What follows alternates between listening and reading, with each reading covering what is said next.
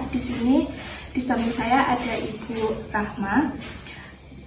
Langsung saja pertanyaan yang pertama, apa makna pendidikan bilingual di konteks sekolah dasar Indonesia? Oke, terima kasih atas pertanyaannya. Jadi makna pembelajaran bilingual di pembelajaran di Indonesia itu yang mana pembelajaran di dalam kelas itu terdapat menggunakan dua bahasa, yaitu bahasa Indonesia dan juga bahasa Inggris. Gitu. Nah, pertanyaan yang kedua, apakah Ibu pernah menerapkan pembelajaran dengan dua bahasa? Saya pernah menggunakan pembelajaran bilingual di kelas, yang mana biasanya pembelajaran itu seperti matematika, seperti IPA gitu. Biasanya IPA itu kosakatanya seperti plant, tumbuhan, kemudian animal, binatang gitu, hewan. Nah, kemudian apa kelebihan dari sistem bilingual bagi siswa? Kelebihan sistem bilingual bagi siswa ini banyak ya. Salah satunya itu siswa yang kosakata bahasa Inggrisnya lebih banyak, itu dia lebih percaya diri dalam pembelajaran tersebut, seperti itu. Nah, tantangan apa yang muncul saat guru mengajar dalam dua bahasa? Tantangannya seperti anak yang kosakatanya lebih banyak itu mereka lebih percaya diri, tapi ketika anak yang kosakatanya lebih sedikit, itu anak kurang dalam pembelajaran tersebut, kurang aktif maksudnya, gitu. Selanjutnya, bagaimana kesiapan guru dan siswa di sekolah Ibu terhadap pembelajaran bilingual? Kesiapannya yang mana pasti saya itu harus lebih banyak belajar kosakata bahasa Inggris supaya pembelajaran di dalam kelas itu lebih lancar, saya juga mengajarnya lebih enak dan anak-anak lebih paham apa yang saya sampaikan dan juga pembelajaran lebih menarik gitu. Apakah kurikulum nasional ini mendukung penerapan bilingual? Kurikulum sudah mendukung, namun detail dalam kurikulumnya itu masih belum dijelaskan secara detail seperti itu. Selanjutnya, sejauh mana kemampuan bahasa Inggris guru memengaruhi keberhasilan pembelajaran bilingual?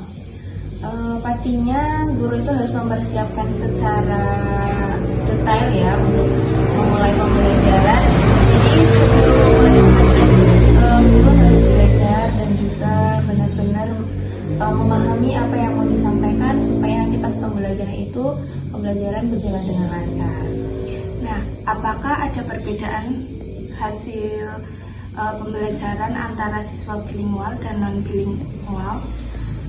Yang pasti ketika siswa yang bilingual itu kan kosakatanya lebih banyak, maka mereka itu lebih percaya diri. Namun siswa yang non-bilingual itu mereka biasanya kurang percaya diri karena kosakata mereka itu lebih sedikit gitu. Tapi secara hasil belum tentu mempengaruhi ya, karena ketika siswa yang aktif dan siswa yang tidak aktif dalam bilingual tersebut belum tentu menentukan hasil dari pembelajaran yang mereka kerjakan.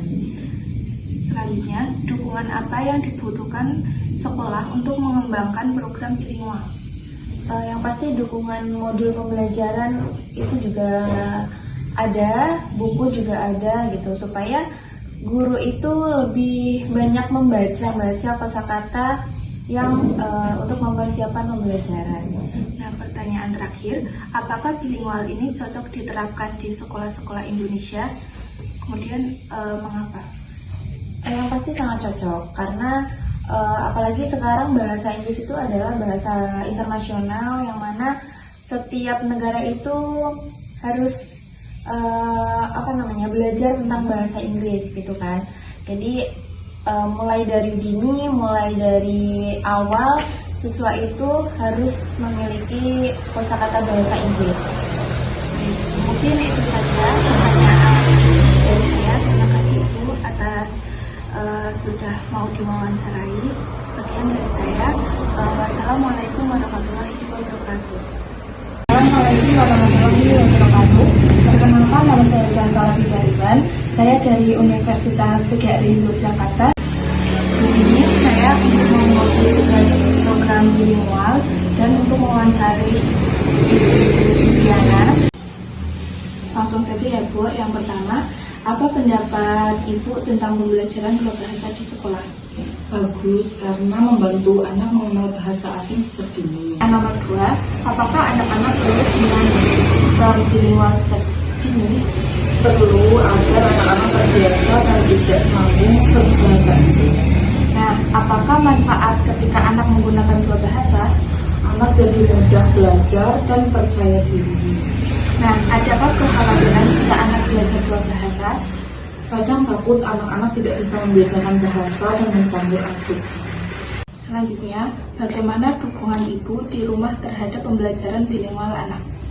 Mendukung anak menonton video atau membaca lebih banyak buku berbahasa asing. Nah, apakah kemampuan bahasa Inggris penting untuk masa depan anak? Sangat penting untuk dunia pendidikan dan memasuki dunia pekerjaan. Apakah anak mengalami kesulitan memahami pembelajaran bilingual? Mungkin kadang sulit di awal, tapi lama-lama akan terbiasa. Apa yang sebaiknya dilakukan sekolah agar program bilingual efektif?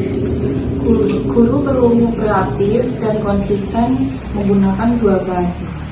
Nah, apakah semua sekolah dasar di Indonesia perlu menerapkan bilingual? Perlu, tetapi harus disesuaikan dengan kondisi setiap daerah masing-masing. Yang terakhir, bagaimana harapan terhadap penguasaan bahasa Indonesia anak di tengah bilingual? Tetap harus kuat agar tidak kehilangan identitas bahasa nasional. Mungkin itu saja wawancara dengan Ibu Diana. Terima kasih dulu. Wassalamualaikum warahmatullahi wabarakatuh. Baik, di sini saya akan wawancara dengan peserta didik. Di samping saya ada peserta didik yang bernama Syaki Ahmad Arafi. Nah, baik, kita mulai ya. Nah, untuk nomor 1, apakah kamu tahu apa itu pembelajaran bilingual? Tahu belajar memakai dua bahasa. Nah, kemudian yang kedua, apakah gurumu pernah mengajarkan pakai dua bahasa? Pernah saat pelajaran IPA dan bahasa Inggris. Nah, kemudian bagaimana perasaanmu saat belajar pakai dua bahasa? Seru walau kadang bingung. Kemudian bahasa mana yang lebih kamu pahami saat guru menjelaskan? Bahasa Indonesia. Kemudian, apakah kamu suka belajar dengan dua bahasa? Suka karena bisa mengenal bahasa baru. Apakah belajar bahasa Inggris membantu kamu memahami pelajaran? Ya, membantu memahami istilah asing. Nah, apakah kamu kesulitan kalau guru pakai bahasa Inggris? Ya, karena kalau kosakatanya susah. Kapan kamu pakai bahasa Inggris di luar kelas? Saat main game dan YouTube. Nah, apakah semua anak sebaiknya belajar dua bahasa? Ya, supaya pintar dan bisa berbicara dengan bahasa luar. Nah, kemudian pertanyaan terakhir, kalau bisa pilih, kamu ingin belajar pelajaran disampaikan dalam bahasa apa? Bahasa Indonesia. Baik, mungkin segitu saja wawancara dengan peserta didik. Saya terima kasih kepada Adik Raffi. Saya tutup. Wassalamualaikum warahmatullahi wabarakatuh.